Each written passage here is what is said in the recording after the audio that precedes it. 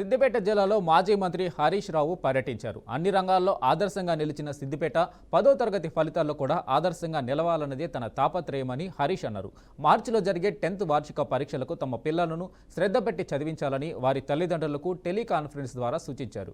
ఈ పోటీ ప్రపంచంలో ప్రతిభను చాటితేనే మంచి అవకాశాలు వస్తాయన్నారు. తన వంతు బాధ్యతగా ప్రభుత్వ పాఠశాలల్లో ప్రత్యేక తరగతులతో పాటు అల్పాహారం ఏర్పాటు చేస్తున్నారని తెలిపారు. మీ పిల్లల భవిష్యత్తు మీ చేతుల్లోనే ఉందని హరీష్ రావు అన్నారు.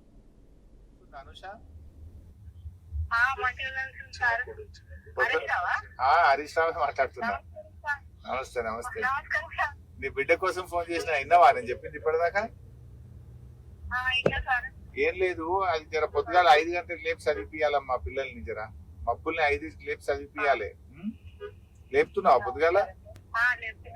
జర లేపాల. టీవీ బంద్ చేయి. జర సీరియల్ సినిమాలు చూడకు, పిల్లల మనసు కొట్టుకుంటుంది.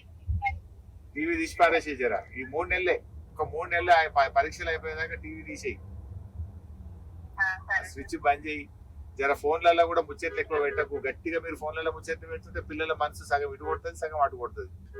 ఫోన్లు కూడా మెల్లగా మాట్లాడుకుంటే, ఎక్కువ తక్కువ సేపు మాట్లాడుకుంది. జర స్కూల్లో కూడా వాళ్ళు స్పెషల్ క్లాసులు పెడుతున్నారా? సాయంత్రం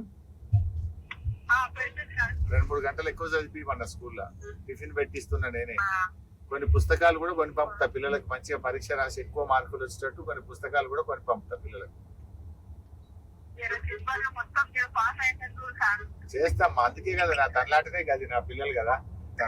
సంతోషం సంతోషం. నేను మంచిగా చూసుకుంటే మీరు జాగ్రత్త చదివి తీర్చరా. మంచిదమ్మా.